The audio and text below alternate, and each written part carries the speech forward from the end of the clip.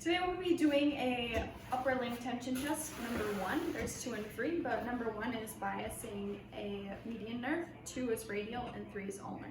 So if the patient comes in and reports symptoms along numbness, paresthesia along the median nerve, then you would do this just to test them. So you will decompress their shoulder.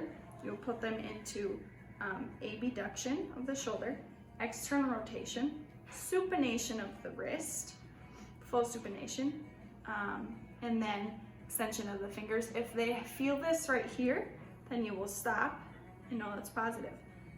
To go further, you will then extend the elbow, watching them. Still okay?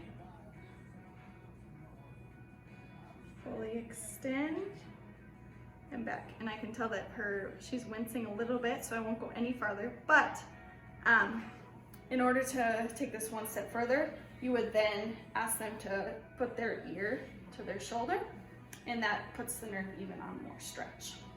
You can use this as treatment as well. After you find this positive, the range that they have, you can go in and out of it just to improve that nerve.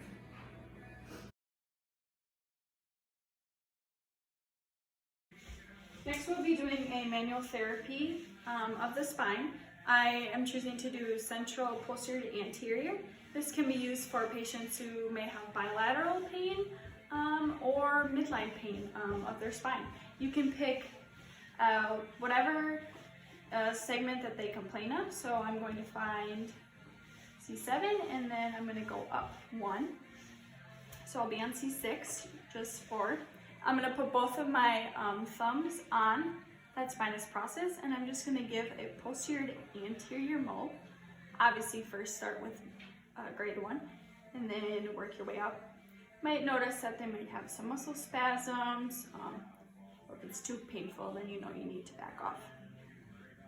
And that's a central, posterior to anterior manual therapy technique. Now I will be doing Sperling's compression test, and this is a test to determine if the patient has cervical radiculopathy. The patient will come in and say that they have numbness, tingling, shooting down one arm. So we'll say this side is her affected side. So we'll first ask them just this side bend to this side, so ear to shoulder. If right here the symptoms are, if you feel them, then that is a positive sign. If you don't, you then will ask them again to side bend, and you're going to apply compression in this not plane, force not plane. If, again, that they report symptoms down their arm, then that is a positive test.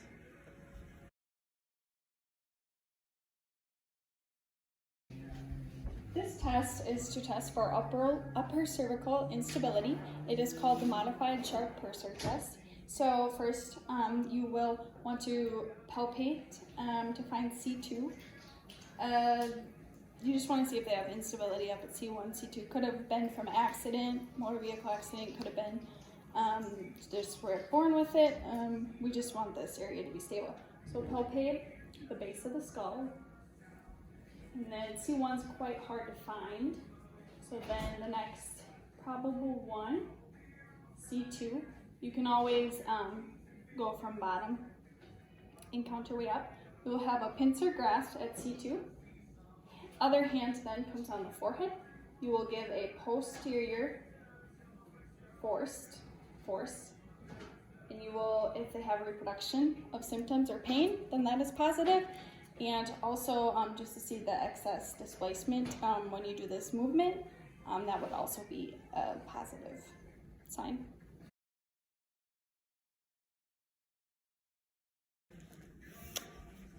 Next we'll be testing for thoracic outlet syndrome. This is Ruse test. If they complain of symptoms like pain, paresthesia in the upper arm, numbness, tingling down extending into the fingers, this is one thing to look at. Also, they may have pain up in the supraclavicular region. So you will ask them to put their arms like a goalpost, 90 degrees of external rotation. And then for 1 minute, they will open and close their fingers. For time's sake, we won't go a minute, but if this reproduces their pain after a minute or their symptoms, any of their symptoms, then this is positive.